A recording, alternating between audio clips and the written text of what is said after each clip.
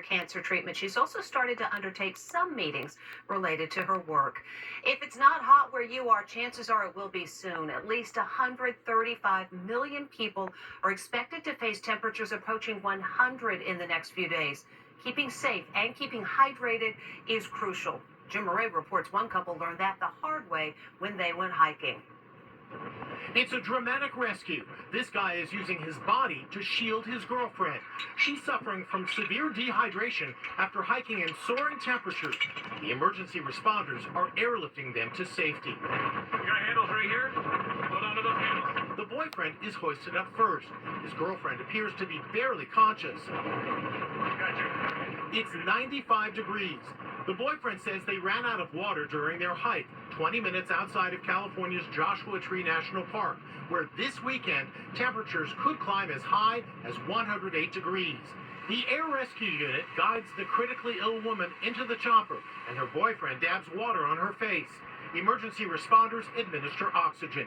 If you didn't get to this pair when you did, is there any question that one or both of them could have died? She was pretty dehydrated. She was very hot to the touch. There's a good chance that one or both of them could have died. Now comes this dire warning from the National Weather Service. A dangerous and potentially record-setting heat wave will spread across much of the central and eastern U.S. next week. That will put people who aren't prepared at high risk of heat stress. ER Dr. Ali Jamador warns, learn to recognize the signs of dehydration and heat stress quickly. From heat exhaustion to heat stroke is a very short amount of time. And if you can do that and you can recognize the signs of your breathing faster, you're profusely sweating, your temperature is rising, you're starting to get a little bit of a headache, you got to get yourself out of that situation into a covered, cool area. According to the CDC, last summer, 2,302 people suffered heat-related deaths in the United States. That's the highest in 45 years. You'd like to think that if you were in harm's way, someone would come to your rescue. And in the case of a man who collapsed onto the subway tracks in New York, that someone was a tourist visiting the city. Les Trent reports he probably saved that man's life.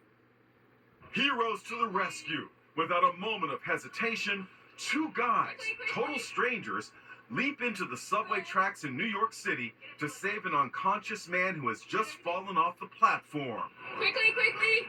Jordan Cannon is a tourist from Las Vegas. He and the other Good Samaritan lift the stricken passenger up to the subway platform. It felt like lifting up just a dead, limp body. Now look, as soon as he knew the guy was safe, he runs back to the other side and resumes waiting for his subway to arrive. Turns out Jordan Cannon was not fully aware of the risk he faced.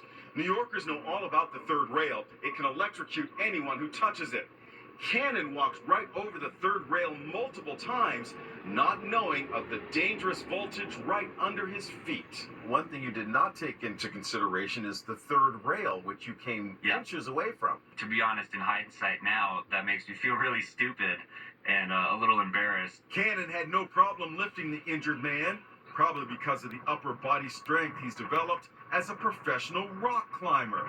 If he's not afraid of something like this, a rescue in the New York subway must seem like a breeze. In rock climbing, one, you learn how to assess risk.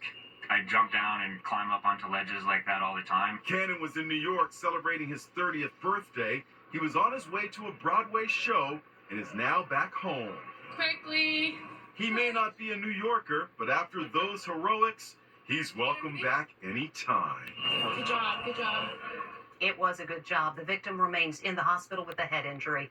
It can happen in an instant. 1 minute you're walking on the sand. The next you find yourself sinking into quicksand. Here's what you need to know before you head to the beach this summer.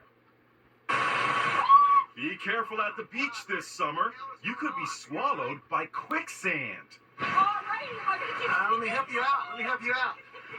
Oh my God, that's quicksand. Across social media, lots of beachgoers are struggling to get out of sinking sand.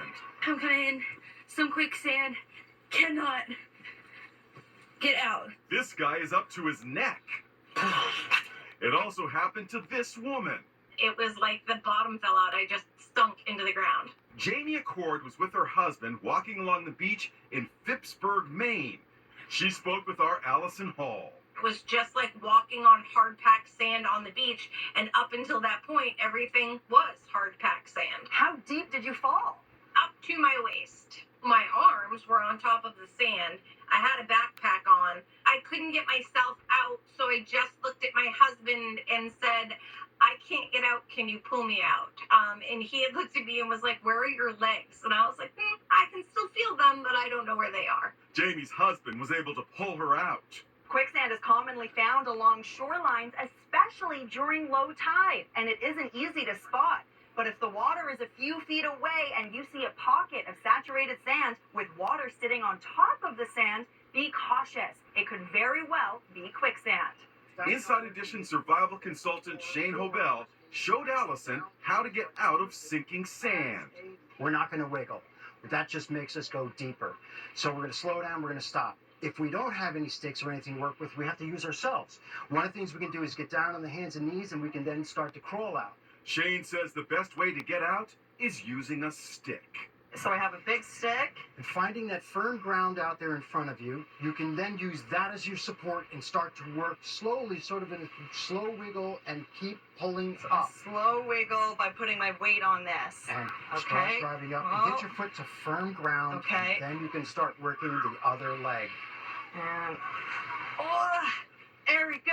Oh my God, that's quicksand.